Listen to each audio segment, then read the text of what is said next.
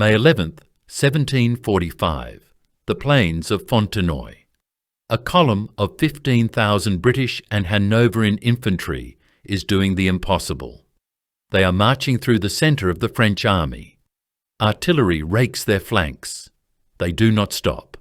Cavalry charges them. They do not break. The King of France, Louis XV, watches from a nearby hill. His generals are panicked. They tell him to flee, to save himself while the army collapses. But one man refuses. The French commander, Marshal Maurice de Saxe, is dying of disease, unable to sit on a horse, and is carried in a wicker chair. He sees one last, desperate chance. A gamble that will either save France or doom it completely. The year is 1745. This is not yet Napoleon's war. This is the war before the war, a brutal, tangled conflict that has dragged Europe into chaos for 5 long years. The War of the Austrian Succession. It sounds distant, almost academic. It began in 1740 when the Holy Roman Emperor Charles VI died, leaving his vast domains to his young daughter, Maria Theresa.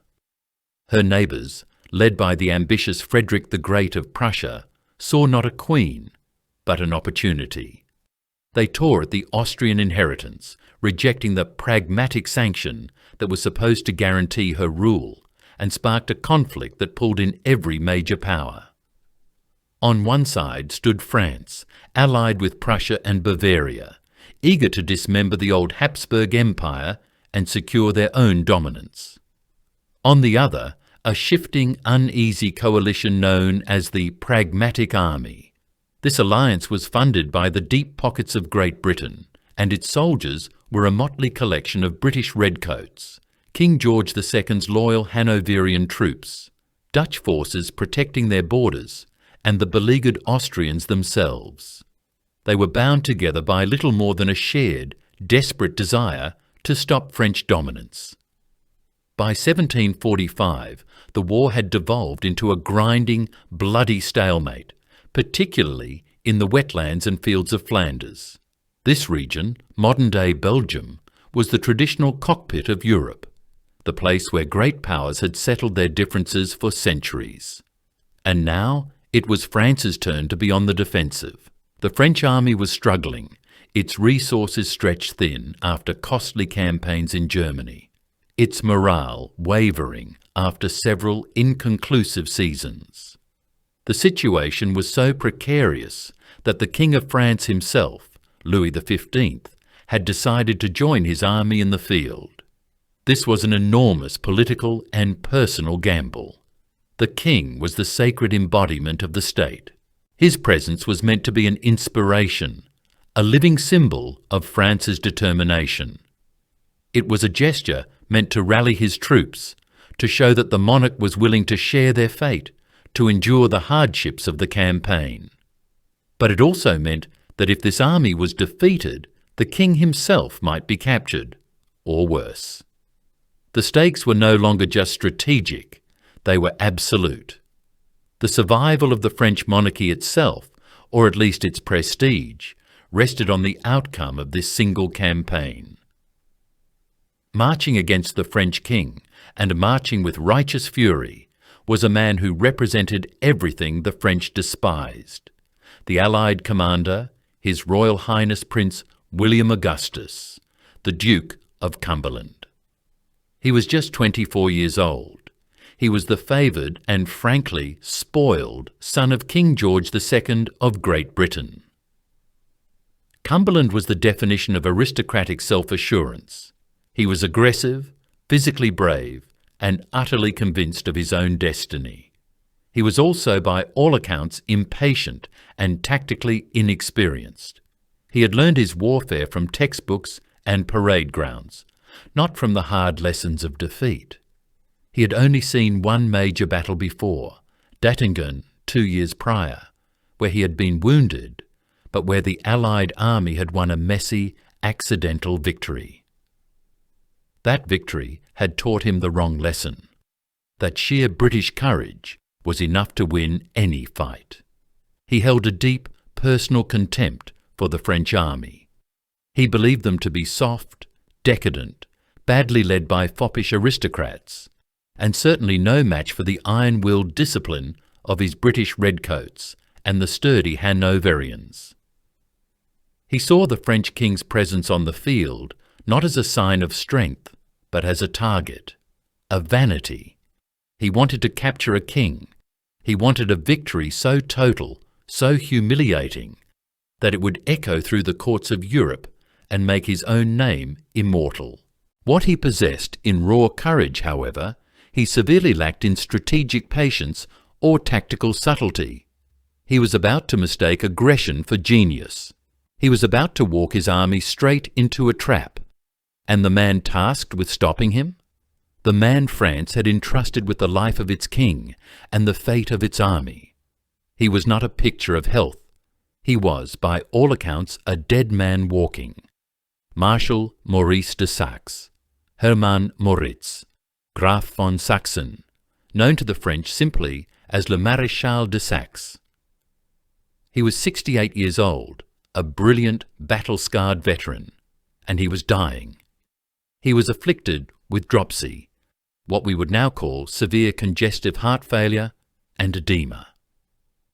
His body was so swollen with fluid, so racked with pain, that he could no longer sit on a horse. He could not even sleep lying down. He spent his nights sitting upright in a chair, struggling for every breath. His skin was pale, his energy finite. His doctors had given him weeks to live, urging him to retire from the campaign. He refused. To command his army of 55,000 men, he had to be carried. He was transported around the battlefield in a wicker chair, a litière d'osier, borne on the shoulders of his loyal grenadiers. This was the match-up: a young, fit, arrogant prince at the head of the pragmatic army versus a dying, brilliant old marshal being carried in a basket. But to understand why the dying man was so dangerous, you have to understand who he was.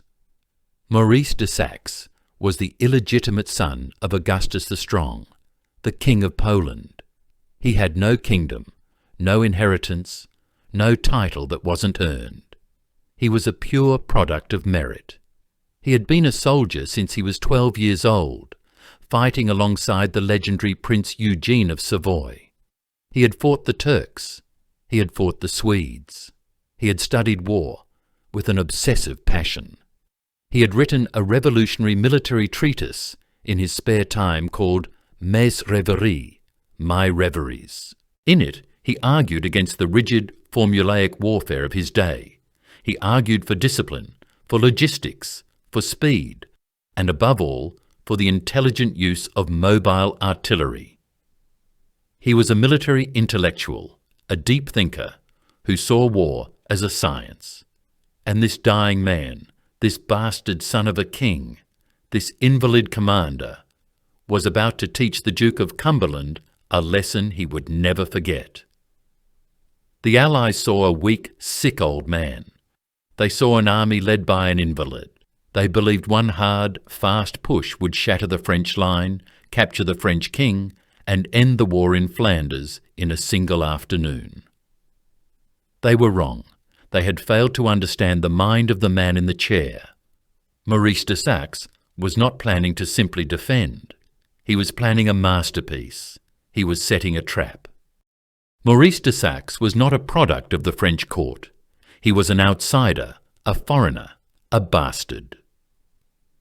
He was born Hermann Moritz, Graf von Sachsen, in 1696, one of the countless illegitimate children, rumoured to be as many as 354, sired by the physically imposing and morally rapacious Augustus the Strong, the Elector of Saxony and King of Poland.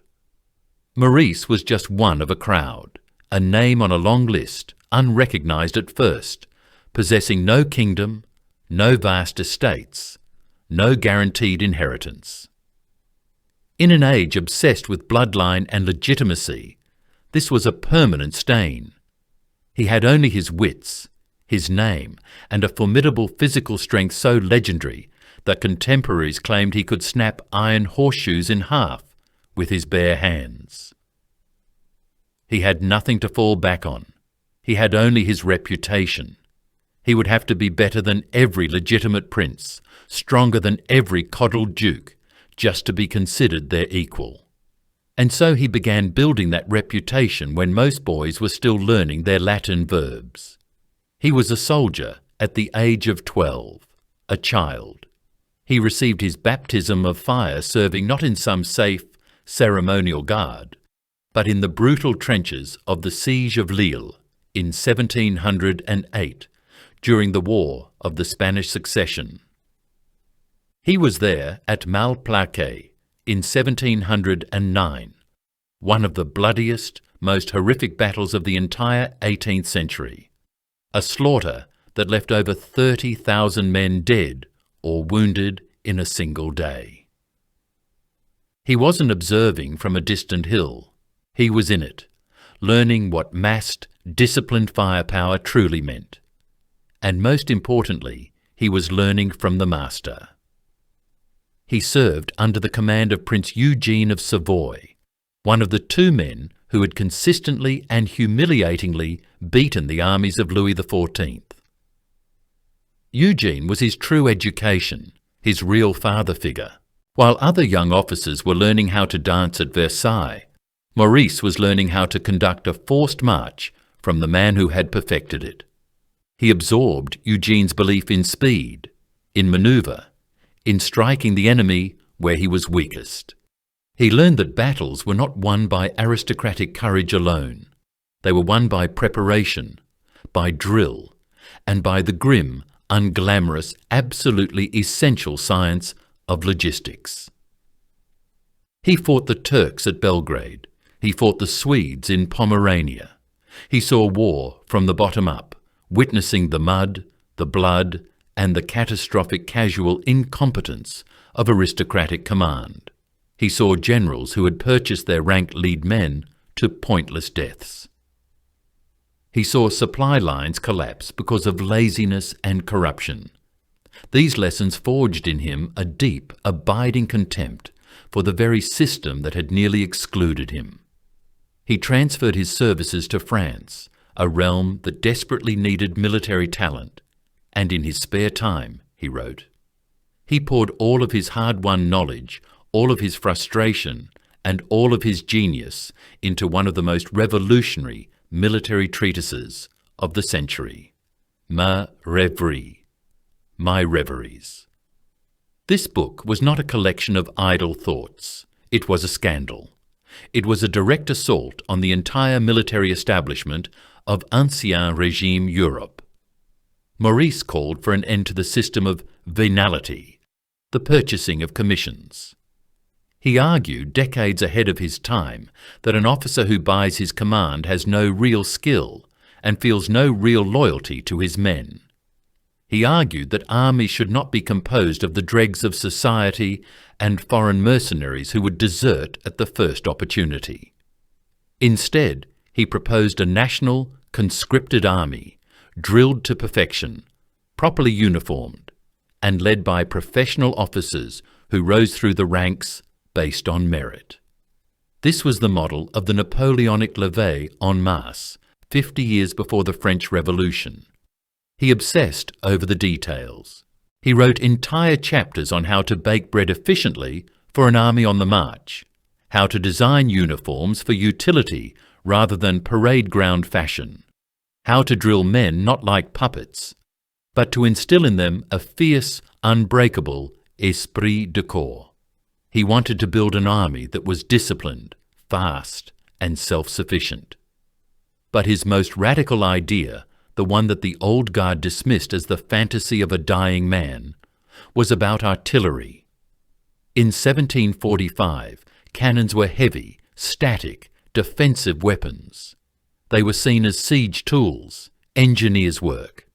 You placed your guns on a hill, you fortified them with earthworks, and you dared the enemy to charge into their field of fire. They were anchors. Maurice saw them differently. He saw them as offensive weapons. He dreamed of mobile artillery. He wanted lighter guns, horse artillery teams that were drilled to move as fast as cavalry. He wanted cannons that could be repositioned during the chaos of the battle. He dreamed of using his cannons not as a static shield, but as a mobile, offensive hammer.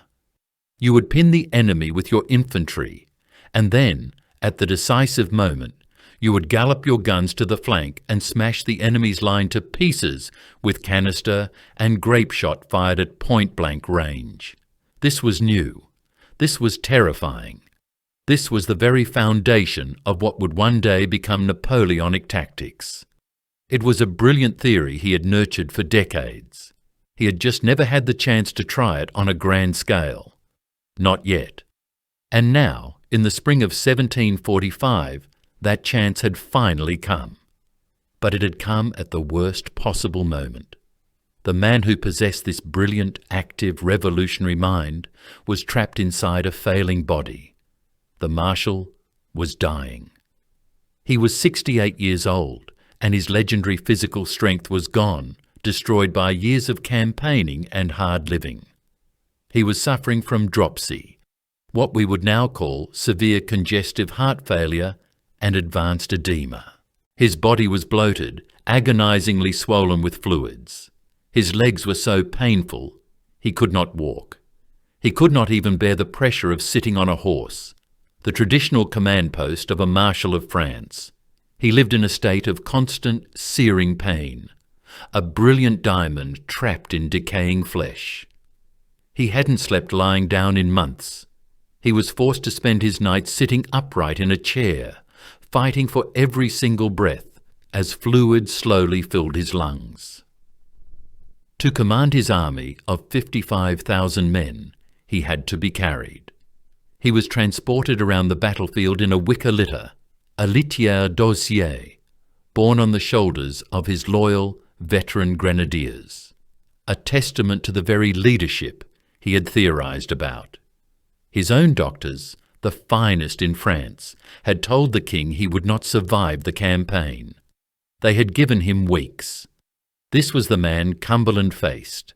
This was the mind that had set the trap. And this was the man who had nothing left to lose. He was not fighting for glory, or for land, or even for his king.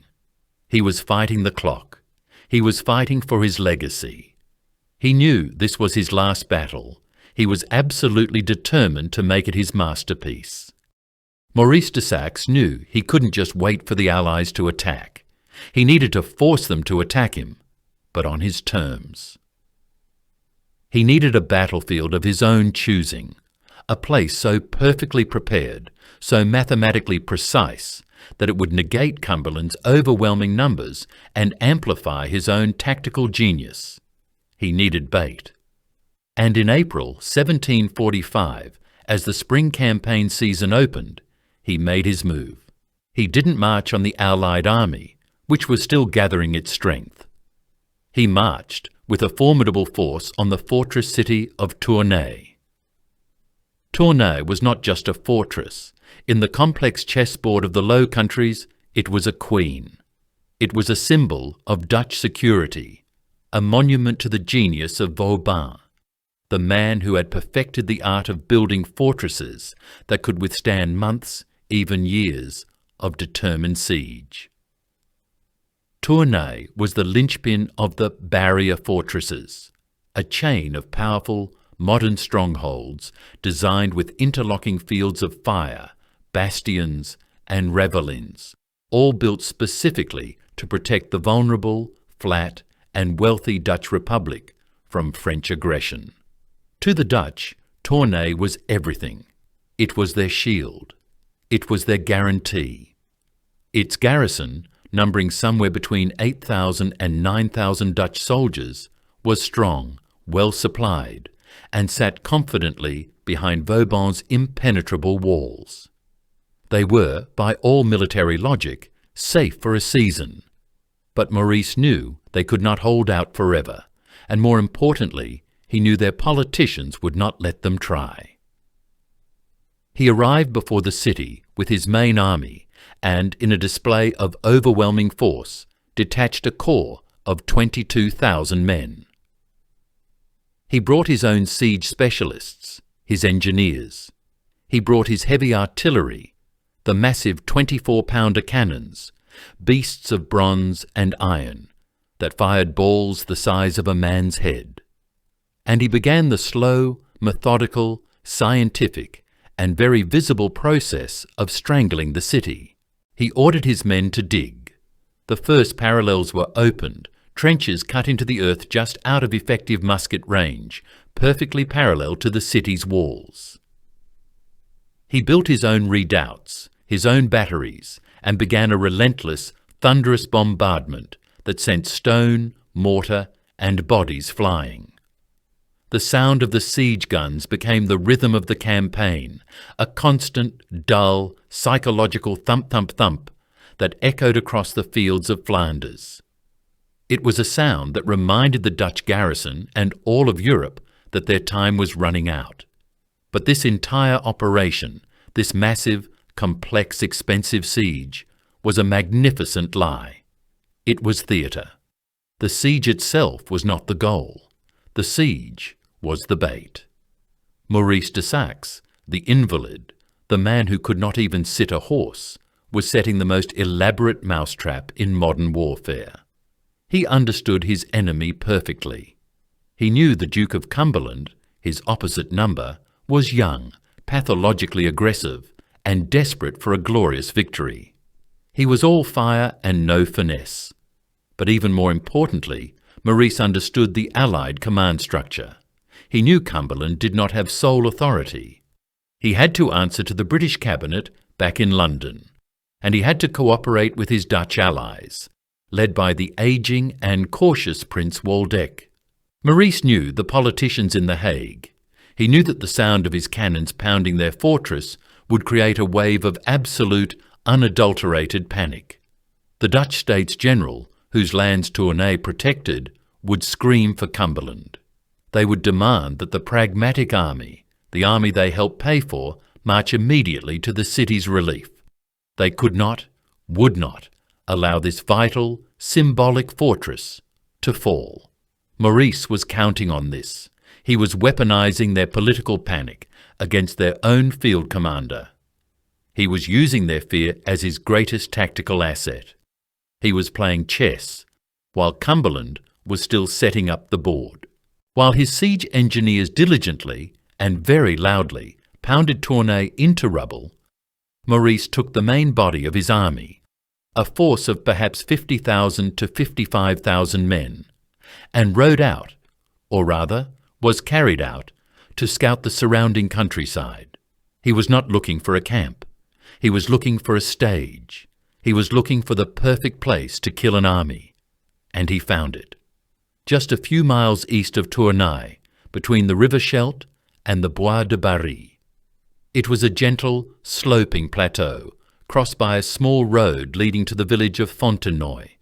It looked unremarkable, innocent, just open farmland. But to Maurice's practiced eye, it was a fortress provided by nature itself. He saw the terrain not as it was, but as it could be. The battlefield was a constrained corridor, a channel. On his right flank, it was anchored by the broad, deep, and uncrossable Scheldt River.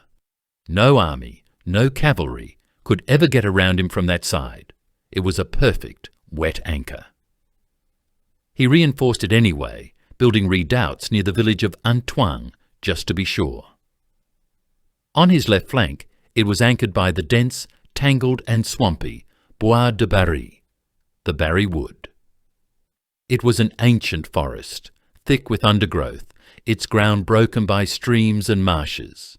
It was impossible for Allied cavalry to manoeuvre within it, and suicidal for formed infantry to try and maintain formation. This left a gap, a narrow funnel of open ground measuring only 1,200, perhaps 1,500 yards wide.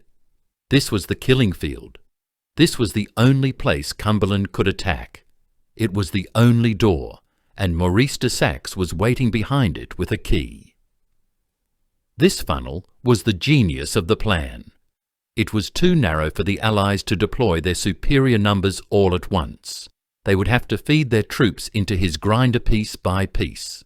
It was too confined for their cavalry, in which they had a significant advantage, to execute the grand, sweeping charges that could decide a battle. The trap was elegant. It was simple. It was lethal. Maurice de Saxe had chosen his ground. He had laid his bait. He had read his enemy's mind. He knew Cumberland's pride would never let him ignore the challenge. He knew the Dutch politicians would never let him wait. Now all he had to do was fortify the trap and wait for the mouse to arrive.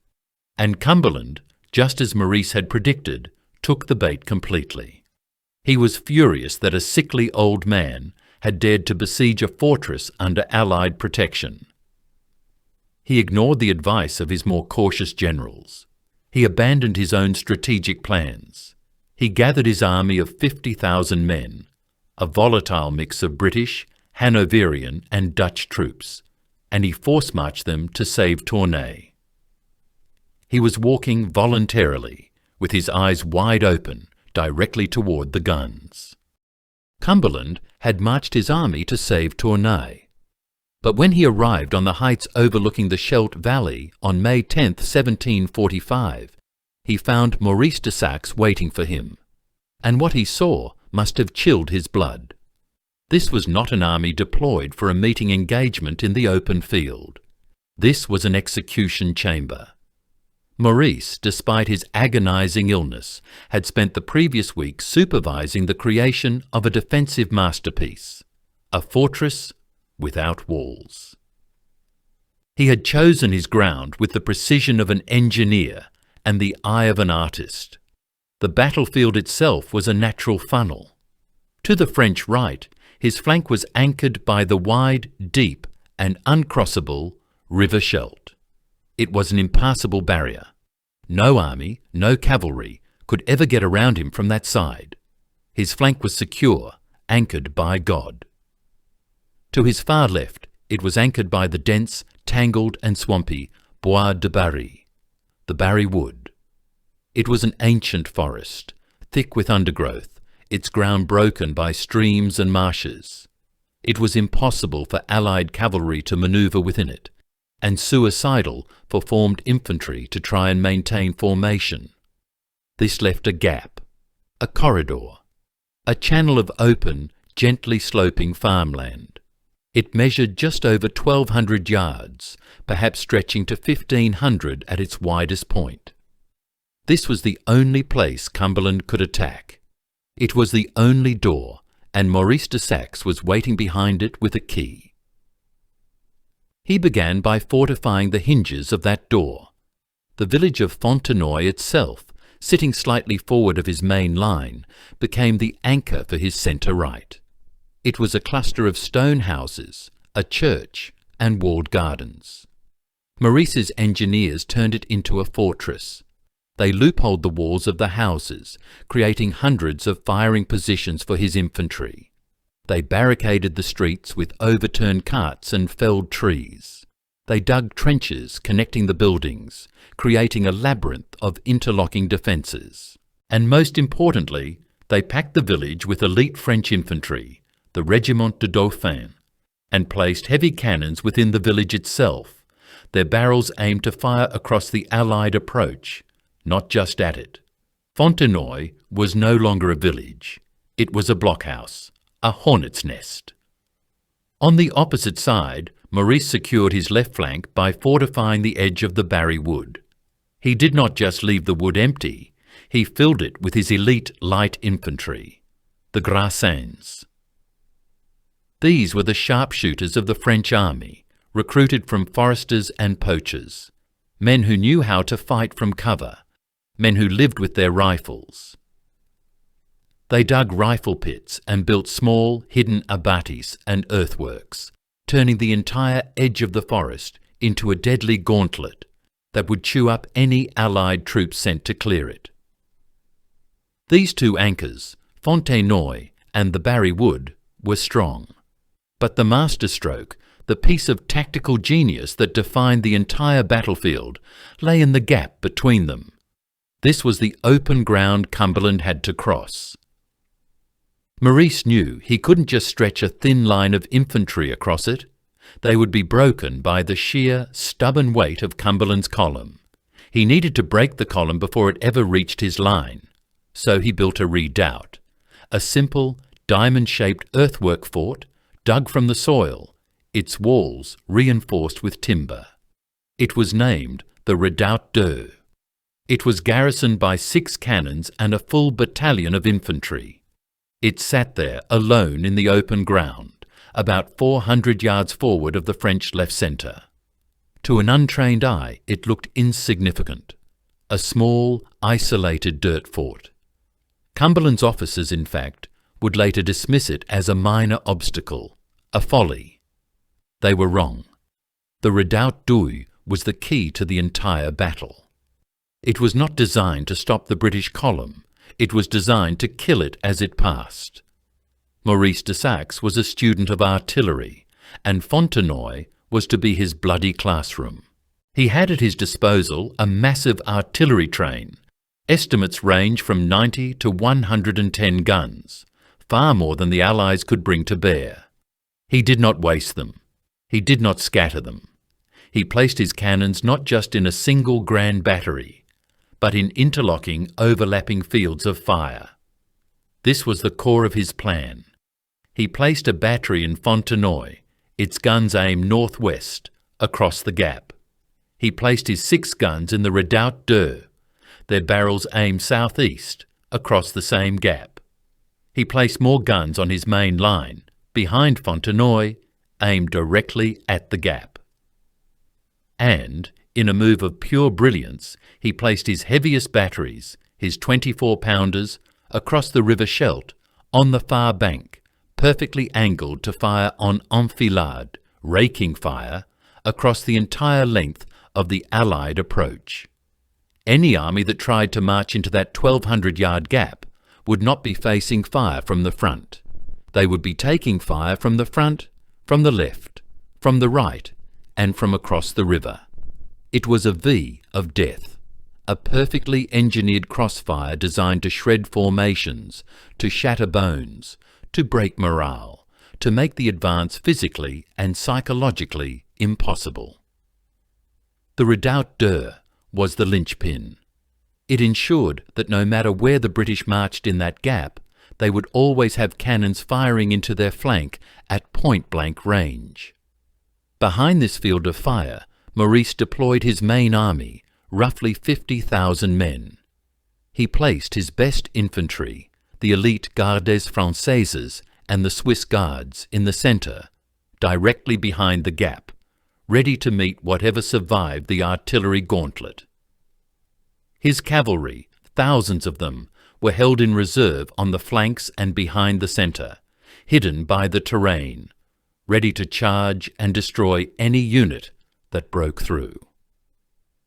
And finally, on a small hill behind the line, near the village of Antoine, stood the King of France, Louis XV, and his young son, the Dauphin. They had come to watch a victory. Maurice de Saxe had staked his life, his reputation, and his king's safety on this one piece of ground. The trap was built not of steel, but of earth, wood, and a dying man's profound understanding of geometry and fear.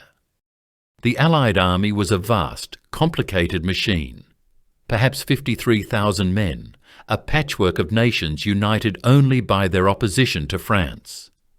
The Duke of Cumberland, young, impetuous, and bristling with the confidence of his royal blood, stared at the maps laid out before him. He saw the French trap. Of course he saw it. The defences were obvious, the killing field clearly defined, the Scheldt on one side, the Barry Wood on the other.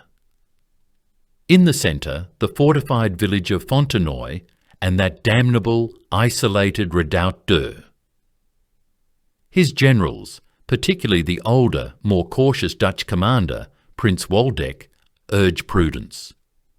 Waldeck pointed out the sheer folly of attacking such a position head-on. The risk was enormous. The crossfire would be unbearable. But Cumberland was not a prudent man. He was 24 years old, the son of a king, and he was here to fight. He was not here to manoeuvre, or to wait, or to starve Maurice de Saxe out of a fortress. He was here for a battle, a glorious, decisive battle that would make his name. He looked at his own troops, the British infantry, the redcoats who had stood firm at Dettingen. He looked at the sturdy Hanoverians, his father's loyal subjects. These men were the finest infantry in the world. They were not the decadent, foppish soldiers of the French king. He held a deep, almost visceral contempt for his enemy. He believed the French army was a hollow shell, all parade ground polish and aristocratic incompetence. He believed their morale was brittle, that they were led by a dying invalid in a chair. He was convinced that one hard, direct punch, one overwhelming display of British and Hanoverian discipline, would shatter the French line, send them fleeing in panic, and seize the king himself. This belief was not just his, it was shared by many of his officers. They were the victors of Marlborough's wars, or at least they believed they were the heirs to that tradition. They saw the French defences as an insult, a cowardly refusal to meet them in a fair fight on an open field. They would teach them a lesson. So the plan was formed not from subtlety, but from brute force. It would be a two-pronged assault, a hammer blow from both sides. On the Allied right, the Dutch corps, under Prince Waldeck, would be given the task of attacking the village of Fontenoy itself. They were to advance, weather the artillery fire, and take the fortified village, anchoring the French right. This was a brutal assignment, but Cumberland saw it as the Dutchman's duty. They were, after all, fighting to protect their own barrier. On the Allied left, the British and Hanoverian contingent, the elite striking force of the army, would take on the other side of the gap. Their first objective was to clear the barry wood of those pesky French skirmishers, the Graciens. Once the wood was secure, they were to advance and storm the Redoubt 2. It was a simple, bloody-minded plan.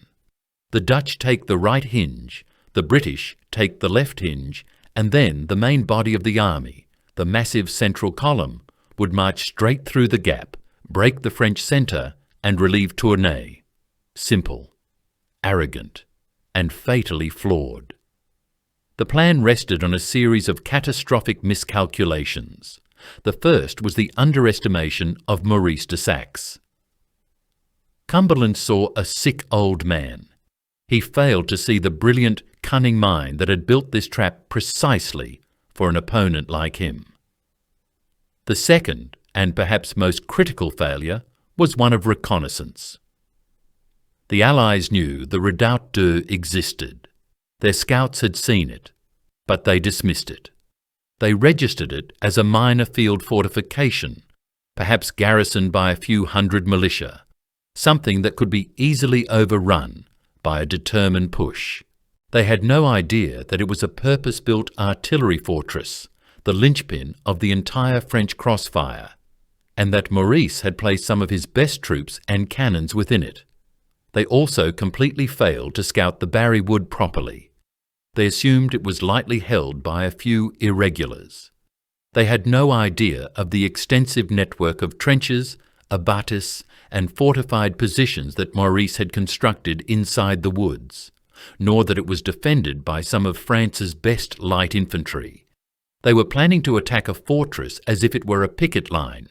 This arrogance, this refusal to take the enemy's preparations seriously, was the defining feature of the Allied command.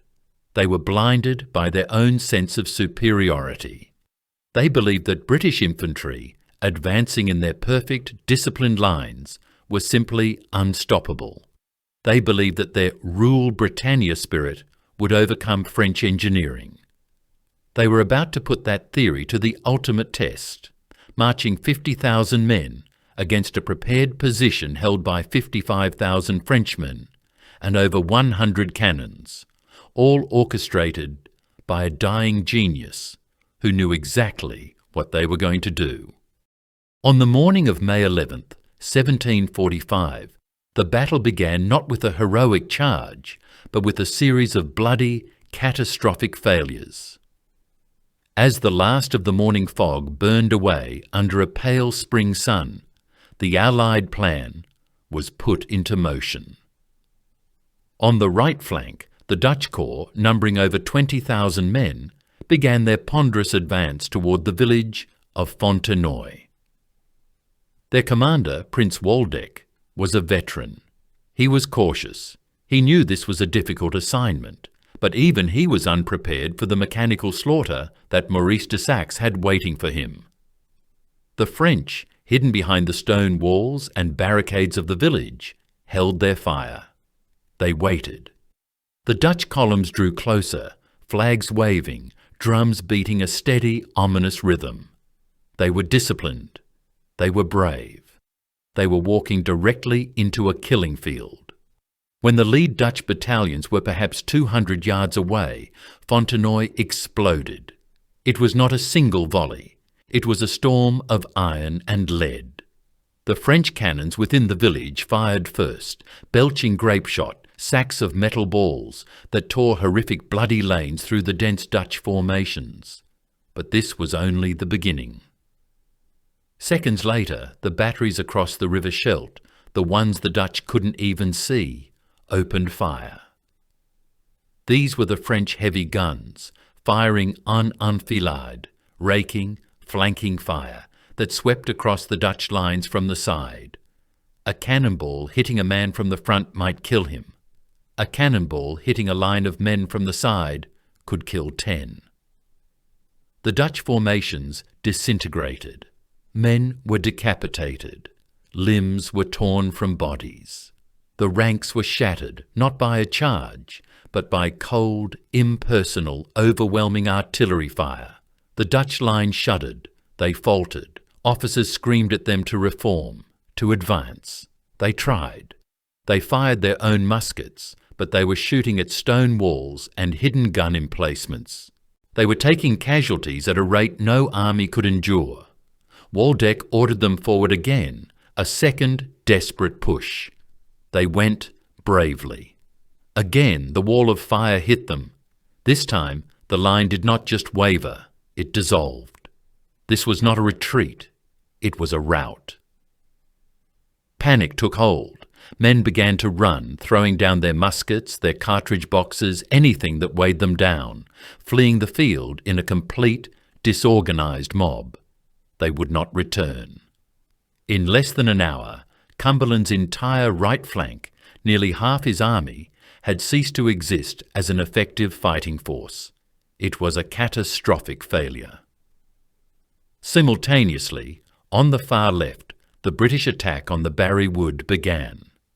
Cumberland had tasked Lieutenant General Campbell with this assault, believing it was a simple matter of clearing a few skirmishes. He sent in his infantry, including the famed Black Watch, the 43rd Highlanders.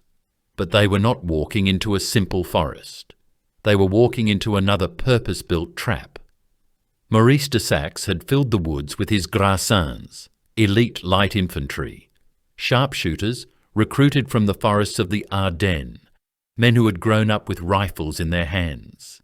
They were hidden behind felled trees, in shallow trenches, in snipers' nests. The British advance turned into a confused, bloody and claustrophobic brawl. They couldn't see the enemy.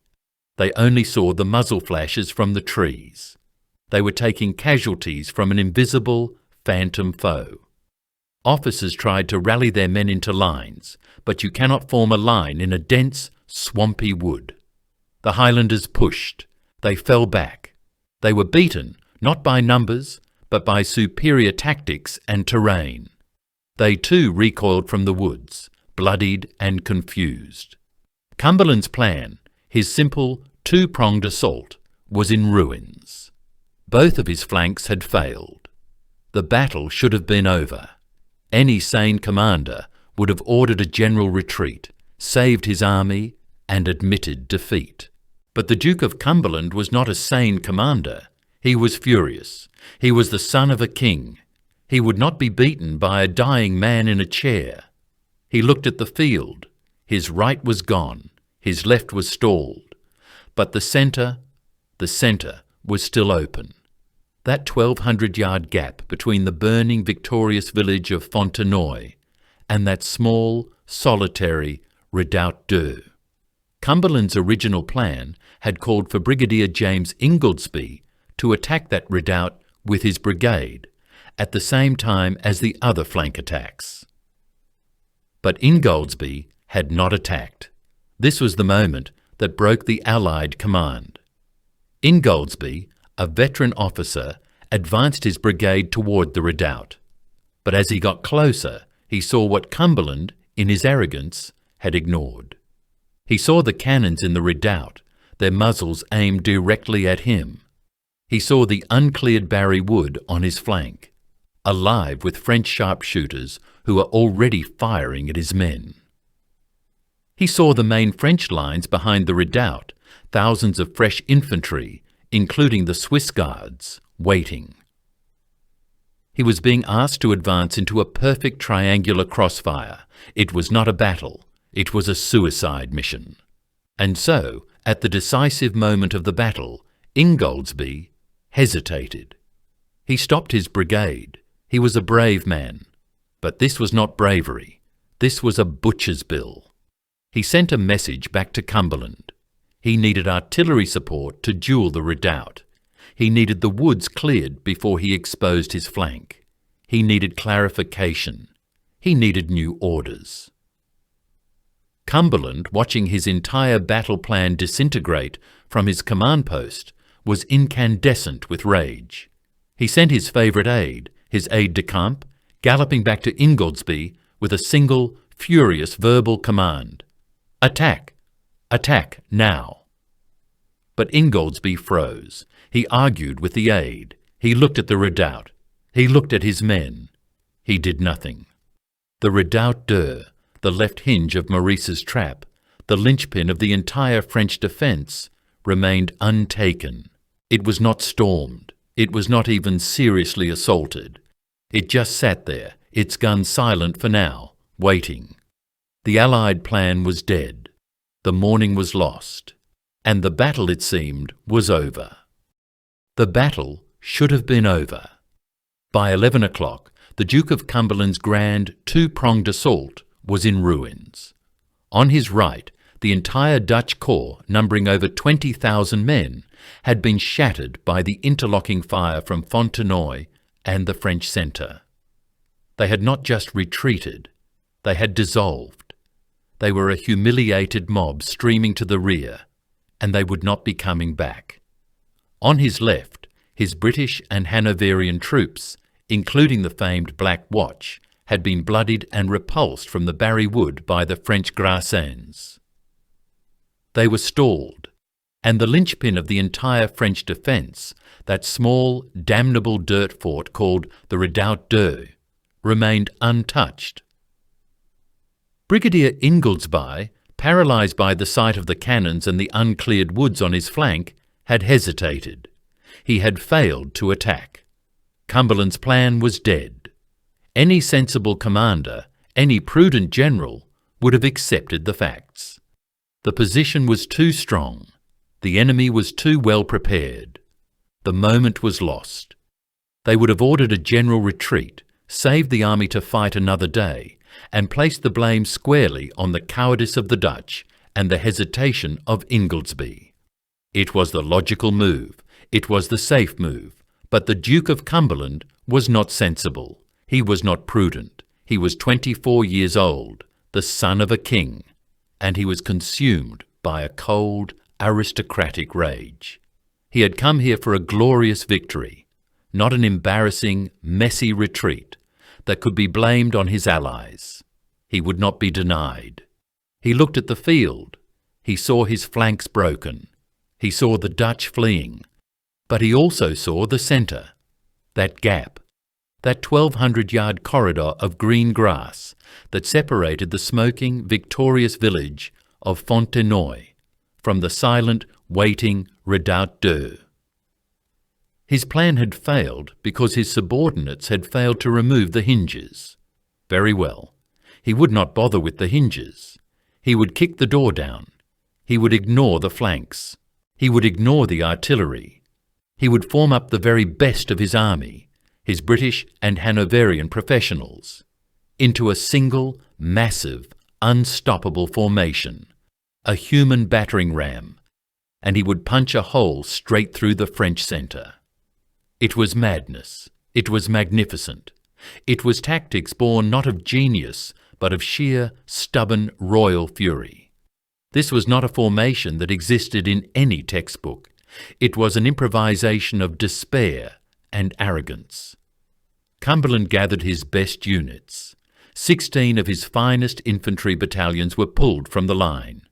Estimates of its strength vary, but this was a mass of somewhere between 15,000 and 16,000 men, the elite striking force of his army. The British First Foot Guards, the Coldstream Guards, the Scots Fusiliers, the Royal Welsh Fusiliers, the Black Watch, alongside their stalwart, equally disciplined Hanoverian allies. He formed them not in a narrow spearhead, the kind of column used for marching or quick assaults. He formed them into something new, something monstrous. It was a vast, dense rectangle, a phalanx of the musket age. The formation was arranged, according to most eyewitness accounts, in 3 massive lines, one right behind the other, with some sources suggesting a fourth. It was a formation that was over 500, perhaps as wide as 600 yards from flank to flank, and dozens of ranks deep. This was not a column, it was a moving fortress of flesh, wool and bayonets, a red-coated glacier.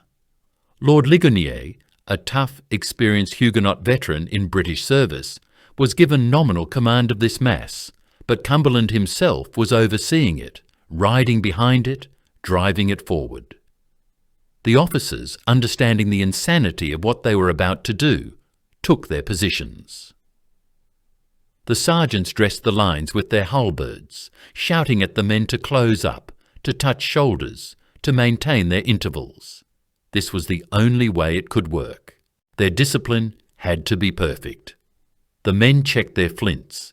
They checked their 60 rounds of ammunition. They fixed their 17-inch triangular bayonets. The sound of 15,000 blades locking onto 15,000 muskets, that sharp metallic click-shing, was a sound of grim, terrible promise. Their orders were simple and suicidal. They were to ignore the village of Fontenoy, which was now packed with French infantry and cannons, on their right. They were to ignore the Redoubt 2, with its own cannons and infantry, on their left. They were to march between them. They were to walk at a steady, deliberate pace directly into the 1,200-yard killing zone that Maurice de Saxe had so perfectly and diabolically designed. Every man in that column knew what this meant. They could see the cannons in Fontenoy. They could see the cannons in the redoubt. They were being asked to walk for what must have felt like an eternity, perhaps 15 to 20 agonizing minutes, while taking concentrated, interlocking artillery fire from both sides. It was a gauntlet. It was a parade into hell. From the French lines, Maurice de Saxe, still in his wicker chair, watched this unbelievable formation assemble. He must have been astonished. He had expected an attack on his flanks. He had won on the flanks. He had never, in all his reveries, theorized that a commander would be so insane, so utterly contemptuous of artillery, as to ignore the fortified flanks entirely and attack the fortified centre through the crossfire he had built. He had built a mousetrap, and Cumberland had decided to simply walk through the walls. King Louis XV, watching from his command post on the Gallows Hill, was also amazed. He saw this vast red rectangle begin to form, a solid mass of infantry larger than anything he had ever witnessed. It was beautiful. It was terrifying. It was, as one French officer later wrote, a monstrous and marvellous thing. Maurice de Saxe knew exactly what was coming. This was Cumberland's final, desperate, all-or-nothing gamble. He gave his orders to his own gunners. Load with solid shot first. Aim for the centre of the mass. Then, as they get closer, load with canister. He told his elite infantry in the centre, the Gardes Françaises, the Swiss Guards, the Regiment d'Aubeterre, to hold their ground, to brace themselves. The British were coming. They were actually impossibly coming.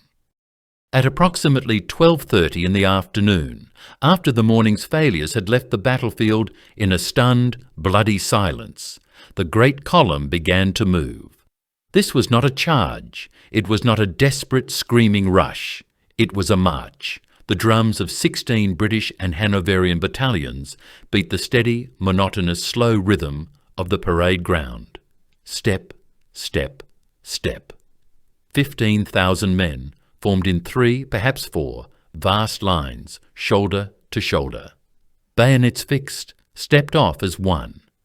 They were aiming for the 1,200-yard gap between Fontenoy and the Redoubt d'Eu. They were walking directly into the most perfectly engineered killing field of the 18th century.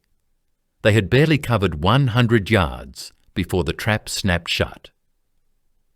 From their right, the cannons in the fortified village of Fontenoy opened fire, their shot ripping through the Hanoverian ranks. From their left, the 6 cannons in the Redoubt d'Eu, the redoubt Ingoldsby had failed to attack, opened fire, their iron balls smashing into the British regiments. It was a perfect, scientific enfilade. It was the crossfire that Maurice de Saxe had designed. This was a new kind of hell, a geometrical slaughter. Solid iron cannonballs, weighing 6, 12, even 24 pounds, smashed into the dense ranks from both sides. These were not explosive shells. They were brutal, kinetic killers. A single ball striking the packed formation did not just kill one man. It tore through the first rank, shattered the bones of the man behind him, pulped the man behind him, and might kill or maim 4, 5, even 6 men, before it bounced, skipping across the grass to rip through another rank further down. Bloody lanes, literal furrows of flesh, were ripped open in the formation. Men were decapitated. Limbs were torn from torsos. Men were simply erased from the line. But the column did not stop. This was the miracle. This was the terrifying, inhuman brilliance of the British drill. The endless, repetitive training that had burned away individual instinct and replaced it with collective, unthinking obedience. As soon as a gap appeared, as soon as a man or a file of men was obliterated, the soldiers on either side would take one half step inwards. "Close the ranks! Close the ranks!" the sergeants bellowed, their voices competing with the screams of the dying and the thunder of the guns. The officers, on foot, marched in front of the line, canes in hand, their swords drawn, seemingly oblivious to the slaughter. "Dress the line, lads! Keep your dressing!" They were marching through hell, and they were dressing the line. From the French centre, the elite Gardes Françaises and the Swiss Guards watched this happen, dumbfounded. They had never seen anything like it. This wasn't warfare. This was some kind of monstrous, unstoppable machine. A red-coated glacier grinding its way forward, leaving a trail of its own dead, but never breaking, never wavering, never speeding up. The march continued for what must have felt like an eternity. 15 minutes, 20 minutes, an eternity under fire. They crossed 800 yards of open ground, 600, 400. They were taking fire from both sides every single second. Their own artillery was firing over their heads, duelling with the French batteries, but the crossfire from the redoubts was too close, too perfect. It never stopped. The column was shrinking. It had lost perhaps 1,000 men, perhaps more, but it was still moving. Finally, the column crested the last rise. They had passed the redoubts. They had walked through the gauntlet. They were no longer just targets for cannons. They were face to face with the French front line, the elite of France facing the elite of Britain, the Garde Française, the Swiss Guards, the Regiment d'Aubeterre, all waiting for them. The British column halted. Their officers, with a calm that bordered on the insane, dressed the lines one last time. They were now only 30 yards apart. 30 yards. Close enough to see the weave of the lace on the French officers' coats. Close enough to see the colour of each other's eyes. This is the moment that entered legend. This is the story that was told in barracks and drawing rooms for 100 years. Lord Charles Hay, a captain in the British First Foot Guards, a man of immaculate aristocratic arrogance, stepped forward from the line. He was holding a silver pocket flask. He took a sip, wiped his lips, and then, in a gesture of immaculate theatrical contempt, he doffed his tricorn hat and bowed low to his enemies. "Gentlemen of the French Guard," he reportedly shouted, his voice carrying across the small gap, "Fire!" The French commander, the Comte de Terroche, was so taken aback by this gesture, this supreme display of battlefield etiquette in the middle of a slaughter, that he reportedly returned the salute. "No, sir," he replied, "we never fire first. Fire yourselves." It was a fatal piece of chivalry. Perhaps the French believed their volley would be more effective if they received the first blow and fired back into a disorganized, reloading enemy. Perhaps it was simply the arrogance of an elite guard that refused to be dictated to. We will never know. What we do know is that Lord Hay turned to his men. He did not shout. He simply gave the order. "Make ready." Thousands of muskets came to the shoulder. "Present." Thousands of barrels levelled at the French line. "Fire." The first rank of the British column, perhaps as many as 2,000 muskets, fired as one. At 30 yards, it was not a volley. It was an execution. It was a single, deafening, point-blank blast from a massive human shotgun. The effect was catastrophic. The entire front rank of the Gardes Françaises was blown backward, obliterated, a wave of men falling in a single, ragged heap. Hundreds of men were killed or wounded in less than a second. The British column did not stop to celebrate. The sergeants barked. The first rank stepped back. The second rank stepped forward. "Make ready, present, fire." A second volley, just as devastating, crashed into the stunned, disorganized mass. Then the third line fired. It was a rolling, relentless, systematic destruction. The Gardes Françaises, the finest infantry in France, the household troops of the king, did something they had not done in a century. They broke. They wavered. They turned. And they ran. The Swiss guards next to them, seeing the line dissolve, also began to fall back. The British column had done the impossible. It had walked through hell, absorbed unimaginable losses, and with 2 or 3 volleys had just broken the centre of the French army.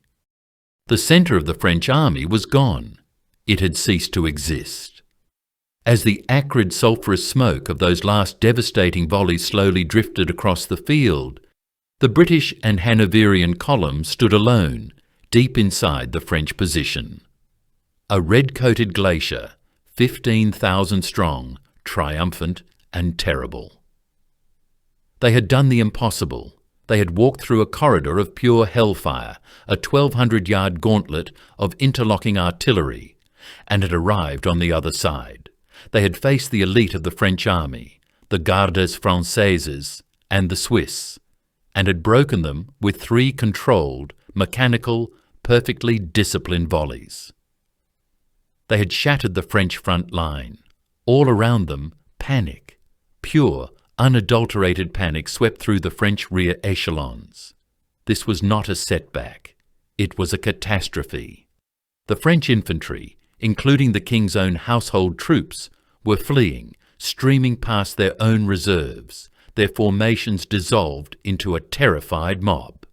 The cry went up, "Save yourselves! We are betrayed!" Seeing this disaster, the French cavalry commanders acted on pure, desperate instinct. They charged. These were not common horsemen. This was the Maison du Roi, the king's own household cavalry, the finest, most aristocratic, and most courageous horsemen in the world. This was the Regiment du Roi cavalry, the cuirassiers, the dragoons. They launched charge after charge, not in a coordinated wave, but in piecemeal, desperate squadrons, crashing against the flanks of the monstrous British column. It was a charge of pure desperation. It was suicide. The British infantry did not break. They were not even disorganized. The officers simply bellowed the command, "Halt! Form for cavalry!" The rear ranks of the column, the third and fourth lines, turned outwards, their bayonets bristling. The column was not just a battering ram, it had become a fortress, a hollow square, a walking bastion. The volley fired at 30 yards was a mechanical, physical thing. The lead files of the French cavalry dissolved. Horses and men went down in a screaming, thrashing heap. The charge did not break the British line. It broke around it like water flowing around a granite rock. The survivors wheeled away, shattered, leaving another ring of dead men and horses to mark the column's passage. The French army was dissolving. From the Gallows Hill, the Butte de Justice, King Louis XV and his young son the Dauphin watched this nightmare unfold.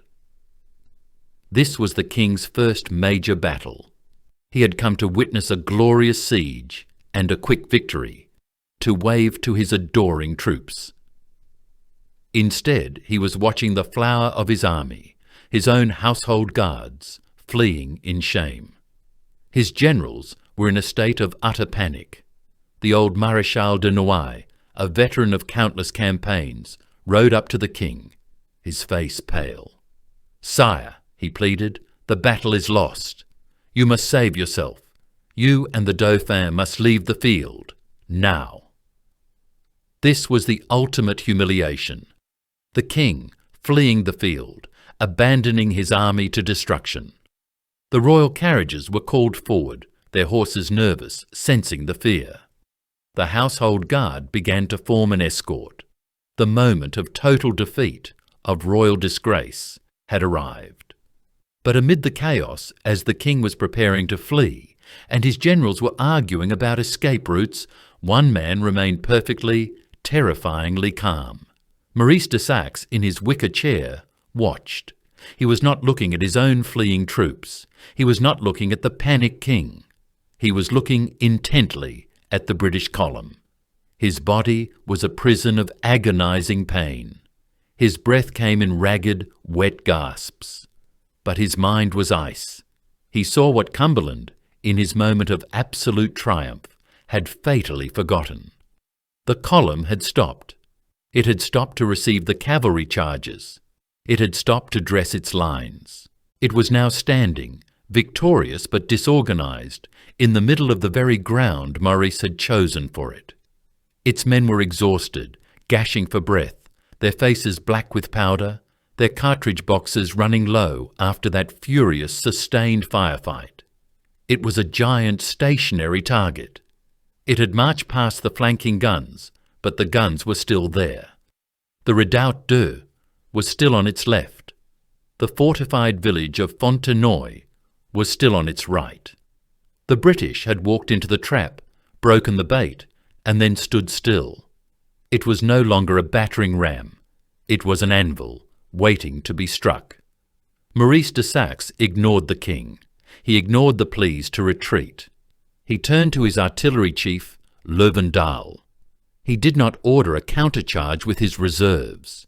He knew the British infantry would simply shoot them to pieces as they had all the others. He gave an order that was so unorthodox, so contrary to the military doctrine of 1745, that it must have sounded like the ravings of a dying man. He ordered his cannons forward, not the heavy guns which were fixed in their emplacements. He wanted the light, mobile, 4-pounder battalion guns, the guns that were attached to his infantry regiments. He wanted them pulled by hand, dragged by their exhausted crews, off the defensive ramparts and into the open field. He wanted them advanced to the flanks of the British column, to within 50, perhaps 70 yards. He was going to execute the British column with point-blank artillery fire. It was a desperate, brilliant, utterly ruthless gamble. It was a race against time. Could Maurice de Saxe organise this impromptu battery, this execution squad of artillery, before the Duke of Cumberland realised his peril and ordered the column to advance again, to march out of the trap and seize the French king? Everything now depended on the speed of the French gunners.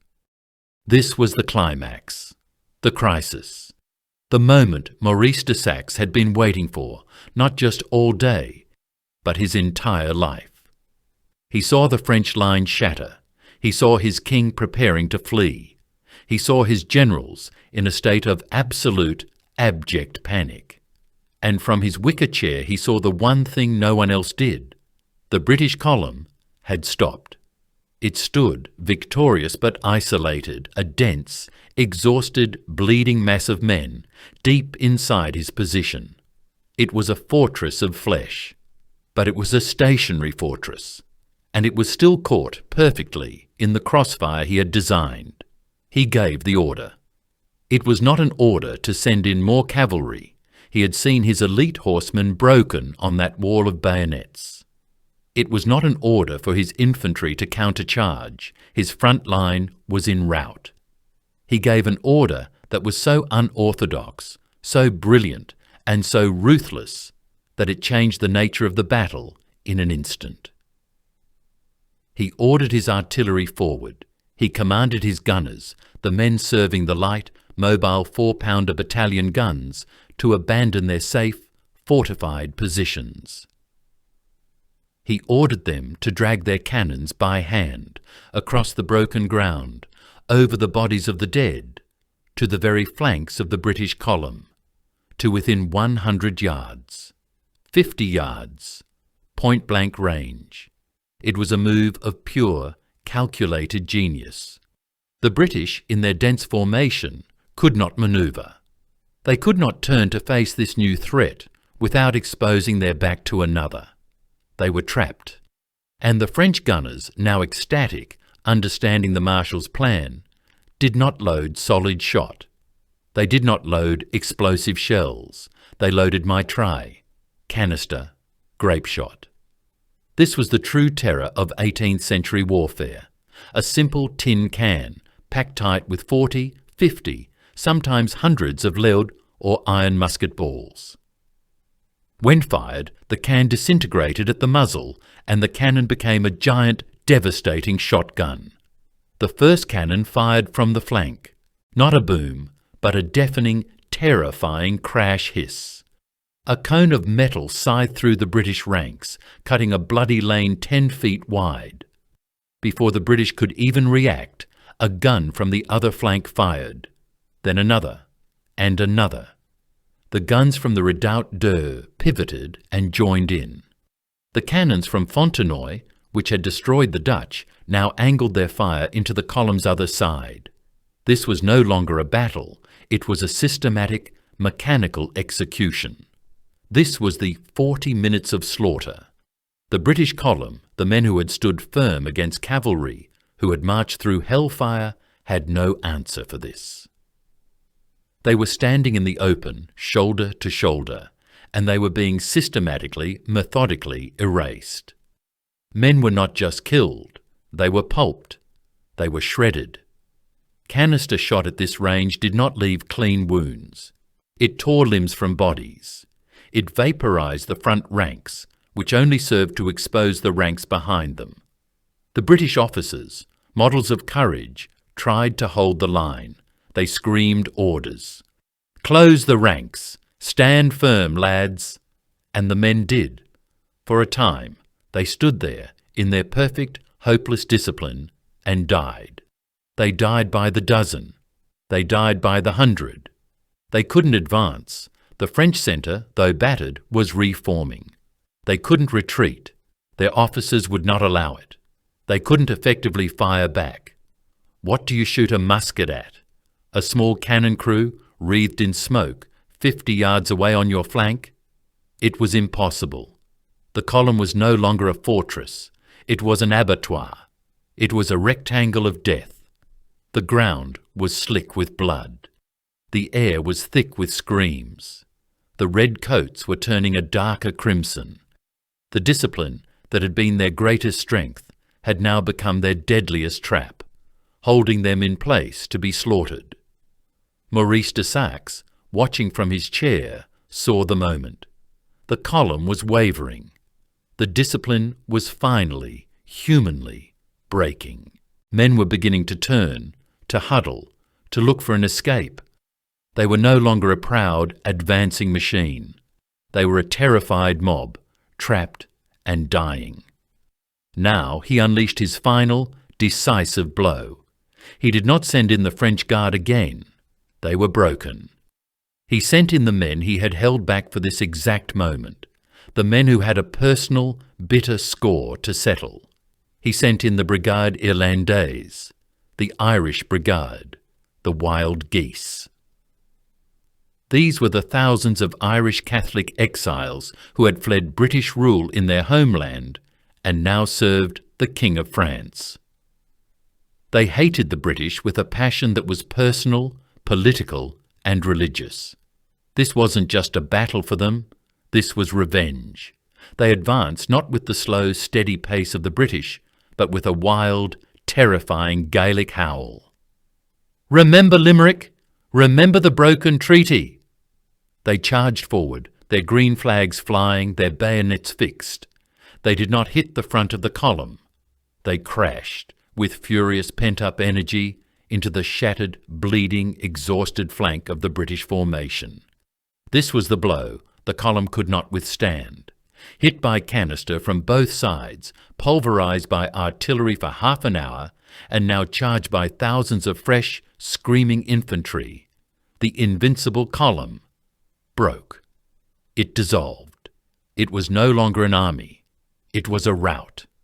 The 15,000 men who had marched so proudly into the centre of the French line were now a fleeing, panicked mob, running back the way they had come, back through the 1,200-yard corridor of death.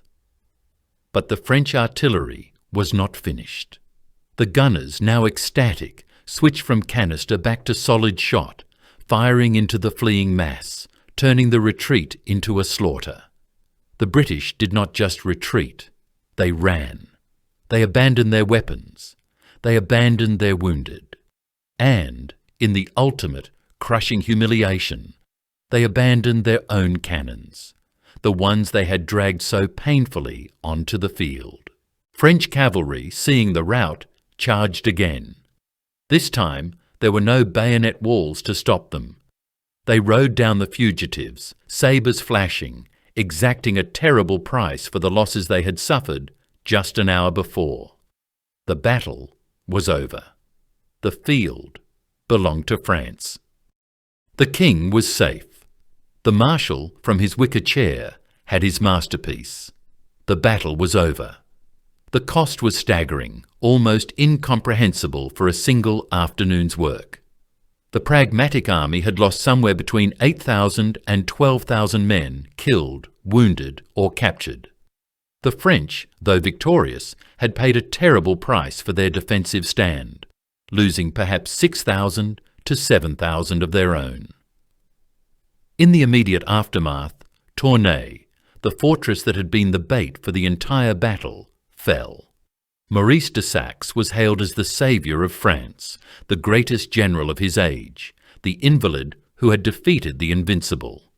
But the true legacy of Fontenoy was complex. It was a paradox, and it would poison the next 50 years of warfare. The British lost the battle, but they refused to learn the correct lesson. They looked at the ruins of their magnificent column and did not see a tactical failure. They saw a myth. They saw proof that their infantry was so inherently superior, so impossibly brave, that they would have won, if only the Dutch had not fled, if only Ingoldsby had taken the redoubt. The lesson they learned was that stubbornness, discipline and brute force were virtues that could overcome any obstacle. It was a lesson they would take with them to the forests of North America, where it would cost them an empire. But the French did learn. Maurice de Saxe had proven his reverie in blood and fire. He had proven that artillery was not just a static, defensive shield. It was an offensive sword. He had proven that mobility, flexibility, and the coordinated combined arms assault of infantry, cavalry, and especially cannons was the key to modern war. This was the lesson that a young artillery officer, born just 24 years later, would study obsessively. The real legacy of Fontenoy wasn't the captured British cannons. It was the terrifying mathematical proof that courage and discipline alone were no longer enough against the cold, scientific application of artillery.